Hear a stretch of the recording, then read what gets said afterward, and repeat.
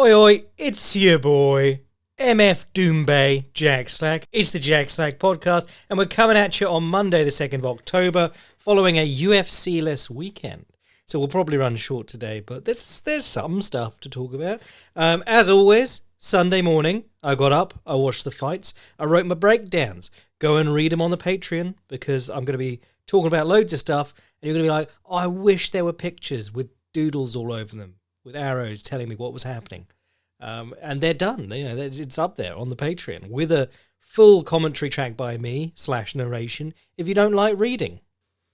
So with all that said, what went on this weekend or last weekend? PFL in Europe pulled a blinder, but also didn't.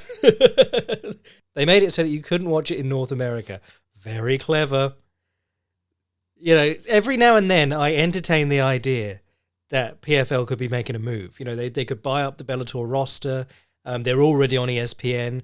ESPN doesn't need the UFC. ESPN needs sports a certain number of hours every month. So if you could get a decent UFC light or UFC type program that wasn't as much of a hassle as the UFC themselves, you could easily replace the UFC on ESPN+. And then PFL continues to be like every fight company that isn't the UFC and just messes up constantly. They currently keep their European and American rosters fairly separate. It's like, why? And then this event, PFL Europe 3, they had the hotly anticipated debut of Cedric Doumbe and the hotly anticipated debut of Abdul Abduragimov, the Lazy King. And they made it so that no one could watch it in the United States. I think I used Canada to watch it on YouTube, so not all of North America. Sorry, Canada. I expect you're used to that by now. But yes, aside from that, it all went pretty well for them. They had Mbappe, who is the most famous footballer on earth at the moment, except Messi. Flew back from an away game just to watch the fight, the Doumbe fight. Doumbe scored a 9-second KO. Mbappe's reaction went viral. It was about as good publicity as you could possibly ask for. It did raise the question, like, what the hell were Glory doing? Because if he was this big a star, you know, it was only a 10,000-seater arena, the Zenith Paris, but if he sold it out and the people in there were pretty much silent until the moment that Doumbe came out, and then they went absolutely bonkers for his walkout. Before the fight, he hushed the crowd and then shouted, he was fighting Jordan Zabo, who was not anything special, but he shouted Jordan, and then the crowd shouted back, "You're dead," and he did that 3 times. So he had the crowd just eating out the palm of his hand, and you're going, how did you botch this, Glory? I mean, it's the ongoing mystery of kickboxing. Fight fans want stand-up fights. They don't want to watch people wrestling. They don't want to watch Muay Thai because they don't want to watch people clinch for long periods of time, with the exception of 4-ounce Muay Thai. But, you know, that's a different thing. They don't really want to watch wrestling or grappling unless it's a very quick submission, normally straight off knocking someone down on the feet first, hence Charles Oliveira being everyone's favourite fighter. People want stand and bang. They want that in the UFC game, and they're still wasting their time making a grappling system, or at least reskinning the grappling system from last time. But still, kickboxing has always been a massive failure for promoters in the US and worldwide. Actually, you know, Glory Kickboxing started strong, has just crumbled slowly over time, and we're at the point where Glory has these champions who defend like 3 or 4 times. They have these amazing dominant champions who are then like, I'm going to go risk fighting in MMA. I'm going to try another sport, and I'm going to go right back to the regional level and try and build myself up, rather than continue to defend my title here because you can't pay me anywhere close to what I'm worth. So I don't understand how Doumbe has become such a massive star in France and still been like not successful for Glory as a promotion and not worth paying. You know, if he was successful for Glory as a promotion, why weren't they paying him? It's crazy. But if you've never seen Cedric Doumbe fight before, he used to be like a very slick defensive savant. He's still pretty good defensively, but at some point he just woke up and went, oh, I've got bricks in my hands, and started knocking everyone out. Great cross counter, right hand across the top of the jab, great left hook, And great counters to kicks, as we saw in this fight. This guy, Zabo, don't know what his skill set was. You'd expect he'd want to grapple more than Cedric Doumbe, the kickboxer. Came out and threw a high kick. Normally, pretty safe in MMA. But Doumbe did the Sanshai cross catch, which is where you take the kick on the same side forearm. So he took the left kick on his right forearm. And then he scooped underneath with his left arm, caught it so he was holding it underarm, and then swung the kick back across his body, kicked a standing leg, threw a left hook, knocked the guy out cold. And, it wasn't like he loaded up and picked his spot. It was just a counter, and he just caught the guy on the chin, and he knocked him out cold. But, that's how good Cedric Doumbe is. He's looking for punches like that constantly through a bout. If he hits you, it's really bad for you. And the crowd went mental. And Mbappe went mental. And it all went viral. And, it was a really good... I won't say it was a good fight. It was a good move. It was very cool. But you couldn't ask for much better for Cedric Doumbe. With so many eyes on him, he'd done nothing except for very regional MMA. And it's especially interesting because the UFC, they did have him and they lost him. They had him booked for a fight. The French Commission stepped in and said there was too much of a difference between the number of fights the fighters had because they wanted to put him in with a guy with 10 fights and Doumbe only had 3 or 4 fights at the time. So the French Commission said, you can't do that. And then there was, there's a lot of stories. Some people say that the UFC lowballed Doumbe and that's why they never came to an agreement. But there are also reports that he had a fucked up MRI, which is a little bit concerning because you're hoping that PFL aren't just sending him out there knowing something's a bit off. But promoters have done worse. Always remember Japan letting Tommy Morrison box with HIV. Hell, Alex Emelianenko, he was due to make his US debut at Affliction on a Fedor card. Everyone was super psyched. This was when we were all still like, Alex he's going to be a big thing. He's got this incredible hand speed. He's 6'8". He's going to be great. And we were all listening to Fedor say he's the more talented brother. And wouldn't you know it? His blood test came back. He had hepatitis, and they couldn't let him fight. Rather than be like, okay, I'll go away and we'll get that cleared up or whatever, and then I'll try and come back. He went and fought in Russia the same week. It was like, well, I don't think your hep's cleared up in that time.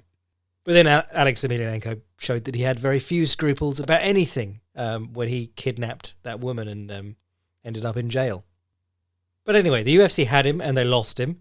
It was another one of those ones where they had this perfect setup for a France card. The French had just legalized MMA. They had Ngannou as the champion. They had Gane ready to fight. They had Cedric Doumbe on standby, and they managed to botch it. And all we really got was Gane versus Taito Ivasa or some shit.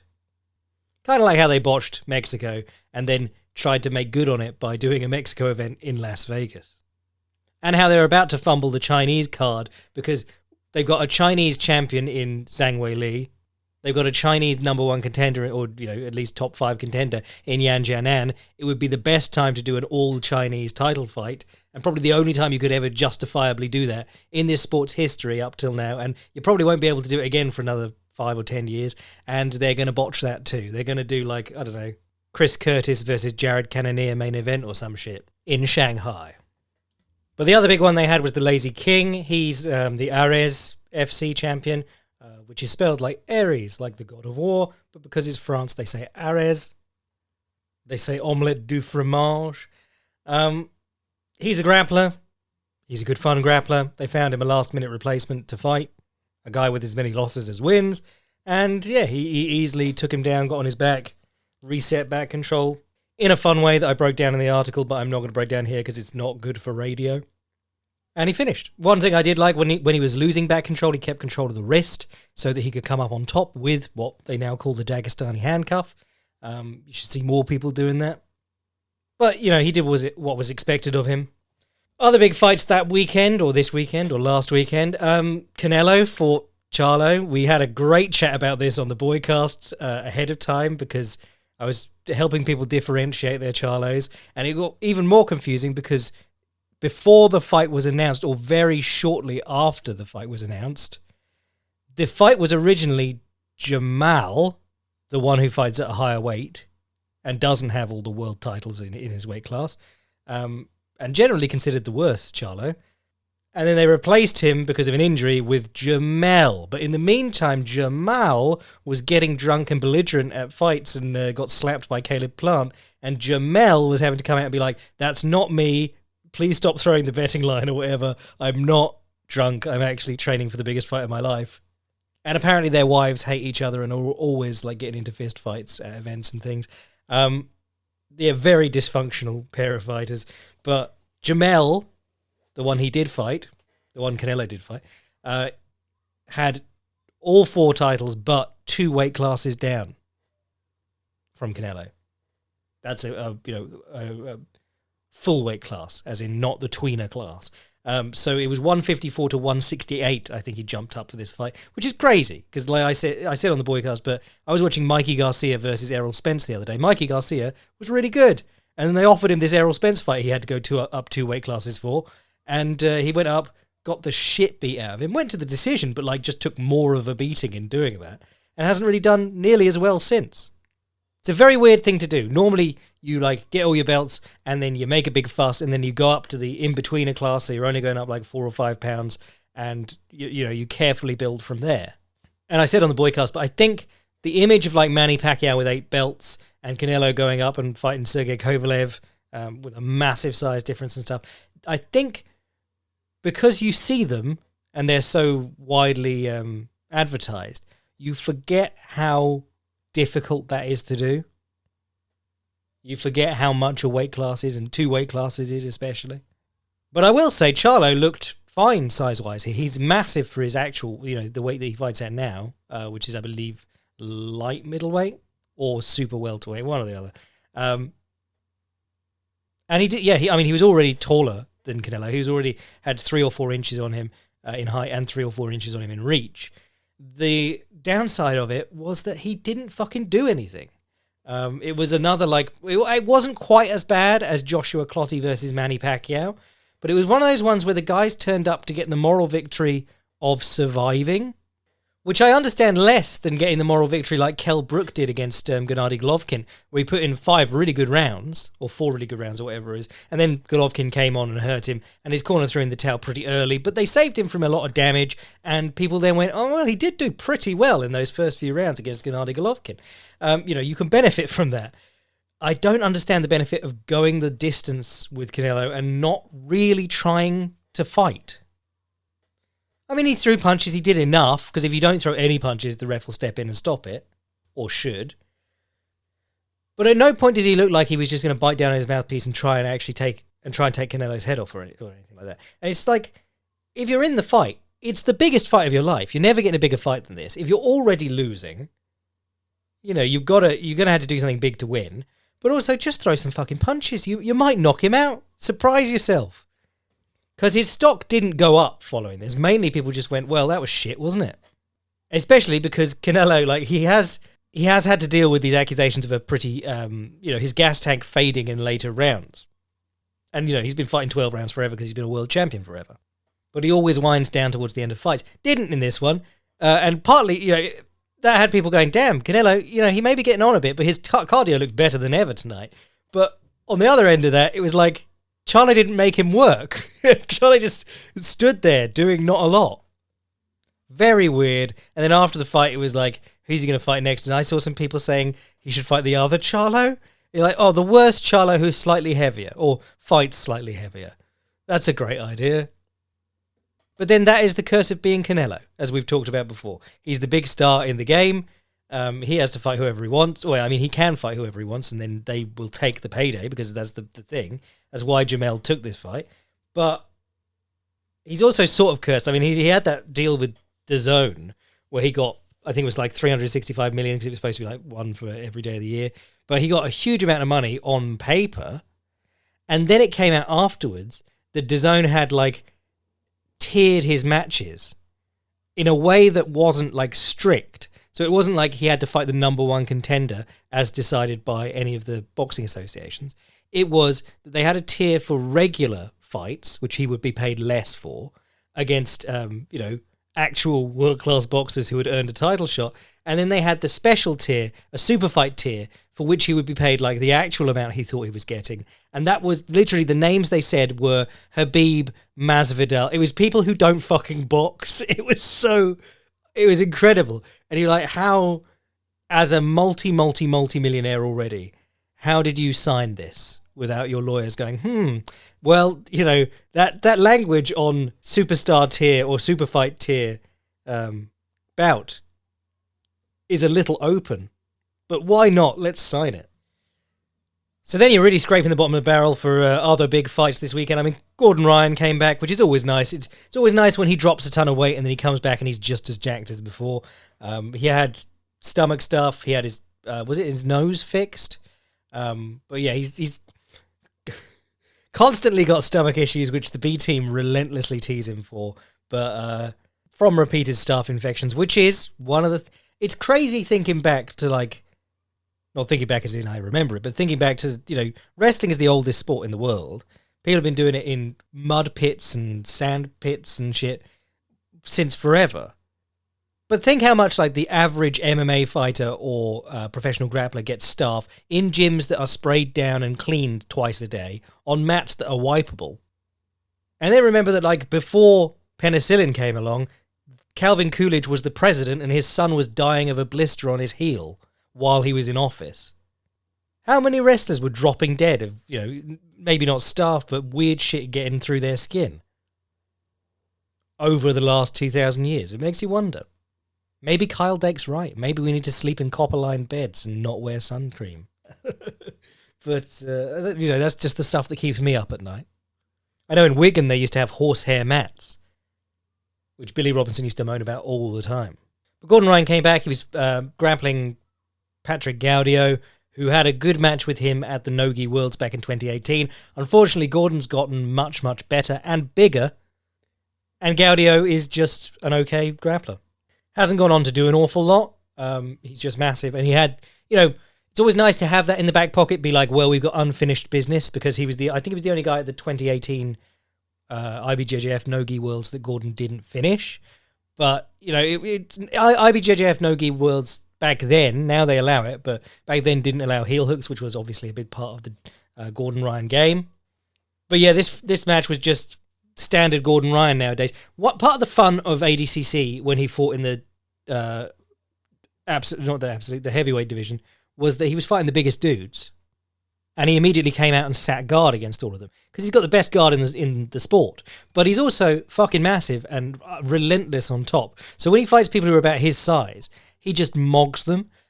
So yeah, it was just him standing in headquarters, split squat, whatever you want to call it, putting a foot in the middle of Gaudio's guard, and then pressuring in and smashing him, getting the overback grip, bundling him up, smashing him down to a flat half. What we always say is like the difference between half guard and there's two kinds of half guard. There's half guard where you've got a knee shield or a butterfly hook or something like that and you're on your side. And then there's half guard where you are flat on your back without a knee shield or a butterfly hook, and that's being pinned. And this has been true forever. You know, all the best guard passers in MMA, BJ Penn, George St. Pierre, they all force half guard first, and then they pass to either side control or mount. So the match was just Gordon forcing half guard and then passing to mount, and then getting, you know, Gaudio would spend a load of energy forcing him back to half guard, and then back to mount, and then back to half guard, and he'd just wear him down, and then he got the armbar, and then he revealed that he predicted the armbar beforehand, and then he released an instructional on armbars at BJJ Fanatics, which is a very good marketing move. Be even more impressive if he announced what he was going to do beforehand, but of course, you know, then dudes would just like allow their arm to break to not tap to an armbar. Or if your only goal is not getting armbarred, you can wrap his arm around your own neck and start choking yourself with it, so that you can tap out to that. But yeah, he was back. There were people. I saw someone say maybe he just takes some time off until ADCC now, because he does make all his money from instructionals and seminars. But you know, who's number one is largely built around him. Flow Grappling is largely built around him. So I suspect they'll get him to do another thing in Texas at some point. Didn't watch the rest of that event yet because it was last night. But, you know, Nogi Grappling's in a great place right now. And then in one championship, Stam Fairtex and Seohee Ham fought for their Atomweight title, which was Angela Lee's. It was supposed to be interim, and then Angela Lee announced her retirement in the cage, but then they showed that she told each of them that she was retiring beforehand, which I think is a classy way to do it. That's a really good way to do it. We've had a lot of fun laughing about the Lees on this podcast in the past because one really did go all in on them because, firstly, they're exciting. Christian especially is extremely exciting, but Angela Lee, very exciting. Also good looking, very marketable. And one of the few fighters that, back in the days when Ben Askren was their only other good fighter, it was the Lees and Ben Askren were the ones that people would go, well, they do all right in the UFC. I'd like to see them in the UFC. But it also meant there was a weird amount of favoritism towards the Lees. If you ever watch a Angela Lee or Christian Lee match, particularly ones reffed by Olivier Coste, he just allows them to foul the shit out of their opponents. They're grabbing the cage, they're scoring illegal knees to the back of the head and shit. Eddie Alvarez got disqualified for hitting Yuri Lipicus in the back of the head. One fight after Christian Lee finished him with strikes to the back of the head. So it was always, pretty funny that. And then they had these ridiculous adverts because one was all in on Bushido at the time. Chatri's been a bit more of a smack talker lately, saying wouldn't co-promote with K1 because they're not on our level. If you know elite striking, you know that our strikers are better, blah, blah, blah. But back then they were all about honor and Bushido, and they used to run these adverts mid-show that were a small Indonesian girl being I know that I can be a doctor now because of Angela Lee. It's just made no sense, but it was clearly, some Singaporean marketing firm had gone, this is the pitch. It's perfect. But with all that being said, she was a brilliant talent, and the tragedy that has struck their family recently, the loss of their younger sister, because they had they are a dynasty of martial artists, and they had Victoria Lee. I think she made her debut at 17 in one, and she was very talented. Went 3-0 in one, 3 fights in 1 year. And then, she must have been 16 because she passed away in December 2022, aged 18. And obviously, every freak online will immediately respond to your announcement of your sister's passing away with vaxxed ? So it's been a little while, and then the family came out and they said, no, Victoria Lee committed suicide. And when Angela Lee took some time off because of a car crash in 2017. That was also a suicide attempt by Angela. So very sad, all that stuff. And then the one compounded it by being to celebrate Angela Lee and Victoria Lee's life, we're going to have the youngest Lee, there's another Lee, fight on this card, blah, blah. And I was maybe don't put all that pressure on another young fighter. But yeah, fucking weird one. Anyway, Stam Fairtex versus Seohee Ham. Basically just battle of the rear legs, because Seohee Ham's southpaw, Stam Fairtex is orthodox. Stamp throwing the right leg to the body, Ham throwing the left leg to the body, and neither of them really did any damage with the kicks. It was stepping up the middle and timing punches on the kicks that did the job, and that's why my theme for this week on the article was the moment of vulnerability created by kicking.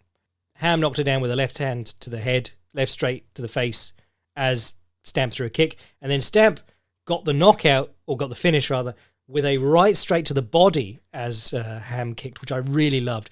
Stamp Fairtex's body shots, money. And I'm always saying that women should hit the body more. The three things I'm always saying: more kicks out of women because legs are heavy, more elbows because people turn their hips over more when they're throwing elbows.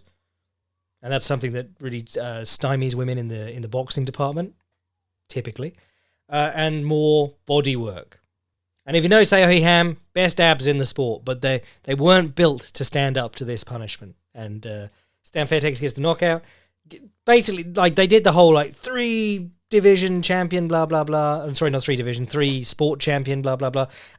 She's their Muay Thai champion and their kickboxing champion, but her kickboxing match, she just threw the girl 10 or 11 times. And it was months before they no contested Pechmorokot for doing the same thing to Giorgio Petrosian. So it did, the rules apply based on whether you're a star in one. However, I am very happy for Stam Fairtex because she had, as Loma Lookboonmee will attest, there's there's not a lot of money in Muay Thai, but there's even less money and prestige for women in Muay Thai. So for Stan Fairtex to find a place where she has become a sensation, really encouraging. There was some other cool stuff on that card, which I wrote about. Edward Foliang hit some he looked a billion years old, but he did some beautiful kick catches into easy takedowns. And I'm always saying every MMA fighter should be learning to catch kicks like a good kickboxer or Sanshao fighter. Sorry, a good Muay Thai or Sanshao fighter. There's something Kung Lee was always great at. Like, the easiest takedown in the world comes if you know how to catch kicks, because the other guy is putting himself on one leg willingly. Oh, the other hilarious things on that. I mean, John Lineker and Stephen Lohman had a decent fight. I thought Stephen Lohman did enough to win. He was doing a pretty smart game plan. He was southpaw and Lineker was orthodox, and he was circling out to his left. So back and to the left, spiraling out, lengthening Lineker's right hand. And Lineker was really having to, he was throwing double right hands to try and get close, and he was just miles away. But Lohman, he probably should have won, but he didn't do enough to make people care. People were so bored of this fight. Stephen Lohman kicked him in the head, shin bone to temple. And I put up a clip of this because the crowd didn't react. And the commentators didn't mention that it happened. People didn't even see it because John Lineker has this amazing ability to absorb blows. And they were also so bored by Lohman's performance. He also kept attempting the same takedown over and over and over again. And in the first round, he hit it beautifully. And you went, damn, what a great read. He keeps circling to his left and then throwing his head to his right outside of Lineker's lead shoulder and hitting the double leg on the wrong side or on the unexpected side for a southpaw versus orthodox engagement. And then he tried the same takedown 14 times and John Lineker didn't let him get it again. He just kept squaring his legs, sprawling, and then hitting him with a left hook on the break. But Stephen Lohman looked the best of any Team Lakai fighter I've seen in a long time. I thought they were dead. I thought they were washed. And then Zang Jin Nan fought Wondergirl in a boxing match in 4-ounce gloves, but it was any hand strike, so basically allowing Zang Jin Nan to do this redacted vertical hammer fist she does. But she kept dipping and throwing overhands and putting her head in Wondergirl's chest. Wondergirl threw 3 uppercuts in the entire fight. And also, the rules of this fight were that you could hold and hit, which is always a deal breaker in bare knuckle. Whenever you watch I don't watch BKFC, but whenever you watch a bare knuckle contest between a boxer and an MMA fighter, the MMA fighter gets the collar tie and hits him 4 times for every good, clean exchange that the other guy wins. Or Joe Duffy versus Dustin Poirier is my standard example of that. Poirier got boxed up, and then he grabbed Duffy by the scruff of the neck and hit him 5 or 6 times with the uppercut. But Wondergirl didn't at any point reach for Zhang's head when she was leaning down. In a boxing match, you would lean on the top of her head, on the back of her head. You'd lean on her neck. Think Tyson Fury versus Deontay Wilder, but there's billions of examples. In this match, she could have grabbed the back of her head and smashed in uppercuts, and she didn't. She just stood there getting harangued by punches and looking bad. And she gave Zang Jin Nan her first finish in 10 years. And Zang Jin Nan, she fought Michele Nicolini. Michele Nicolini gassed in the first round. So against a Brazilian jiu-jitsu fighter who was 40 years old and had never struck in her life, with her chin up in the air for 25 minutes, Zang Jin Nan couldn't work out how to knock her out. I'm just saying, don't believe the weirdos who are yep, Zhang Weili, Zhang Jin Nan, about even. No, not at all. Zhang Weili, actually good. Zhang Jin Nan, pretty mid. But that's about it for this week. We got some stuff coming up this weekend. Well, we got that weird main event between Grant Dawson and Bobby Green. Couple of interesting fights on there. Drew Dober's back. Bill Algeo versus Alexander Hernandez. I feel like they've fought 100 times before. And of course, Bellator 300. Possibly the last Bellator season finale. Linton Vassell. Linton Vassell's going to win his world title. Brilliant. And then Cyborg versus Zingano because it's 2010. Come to Bellator where it's always 2010. Anyway, we'll talk all about that on the Boycast. Again, go read this weekend's breakdown. Cedric Doumbe was banging. I had a great... Actually, I didn't even mention him, but Fabricio Andre entered a grappling Grand Prix with a load of heavyweights. He's 66 kilos, and he got to the final. And he threw a load of dudes with Uchimata, which is crazy, because he's tiny. I chatted about it on the breakdown, but go watch that. It's on I think it's on Fight Pass. It was Polaris 25. Excellent event, or at least excellent tournament. To put it this way, he was at ADCC 2022, competing at under 66 kilograms. In this tournament, he beat the guy from 2 weight classes up, and they're 10 kilo weight classes.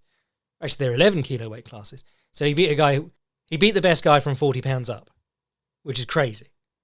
And in the final, he met Kenan Duarte, who was the under 99 kilos champion at ADCC 2022. And Kenan Duarte just sat down to guard, and then in the post-fight interview, he was like, yeah, well, I watched him throw everyone, and I couldn't risk that. Man, Fabricio Andre fucking rocks. And if you're a big Naruto nerd, which I'm not, but a lot of you probably are, he's big on that too. He's called Hokage. Is it Hokage? Yeah, he's well into that nerd shit. Anyway, I will catch you on Wednesday, Thursday for the Boycast. You know where to find all my shit. Sign up to the Patreon. Go to fightprimer.com to read articles. And send your emails to jackslackpodcast@gmail.com. I am your boy, Jack Slack. Hokage bless.